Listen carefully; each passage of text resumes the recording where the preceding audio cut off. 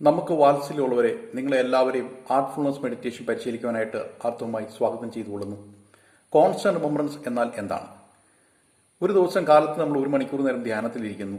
ഈ ധ്യാനത്തിലൂടെ കിട്ടിയ ആ സ്പിരിച്വൽ കണ്ടീഷൻ ആ ദിവസത്തിന്റെ ബാക്കി 23 മണിക്കൂർ നിലനിർത്താനുള്ള ടെക്നിക്കാണ് constant remembrance. First we forgot remember, then we remember to remember, then we remember to forgot എന്നാണ് കോൺസ്റ്റന്റ് റിമംബറൻസിനെ പറ്റി പറയുന്നത്. കോൺസ്റ്റന്റ് റിമംബറൻസിന്റെ ആവശ്യം എന്താണെന്ന് നോക്കാം. ഇപ്പം ശൂന്യാകാശത്തേക്ക് റോക്കറ്റ് പോകുന്നതിരിക്കട്ടെ, അത് ഒറ്റയടിക്ക് ശൂന്യാകാശത്തേക്ക് പോകില്ല. പോകുന്ന വഴിക്ക് ഇടയ്ക്കിടയ്ക്ക് പോകേണ്ട പാതയിൽ നിന്ന് വ്യതിചലിച്ചിട്ടുണ്ടോ നോക്കും. ഉണ്ടെങ്കിൽ അതിനെ കറക്റ്റ് ചെയ്യും. ഇതിനാണ് ലെവൽ ക്രോസ് കറക്ഷൻ എന്ന് പറയുന്നത്. ഒരു ആത്മീയ സാധകനെ സംബന്ധിച്ചോളം ലക്ഷ്യത്തിലേക്കുള്ള പ്രയാണത്തിനിടയിൽ പോകേണ്ട പാതയിൽ നിന്ന് വ്യതിചലിച്ചിട്ടുണ്ടോ നോക്കണം. അവിടെയാണ് ലെവൽ ക്രോസ് കറക്ഷന്റെ ആവശ്യം. ഈ ജന്മത്തിലെ അവസാന ചിന്ത എന്ന് പറയുന്നത് അടുത്ത ജന്മത്തിലെ ആദ്യത്തെ ചിന്തയായിരിക്കും.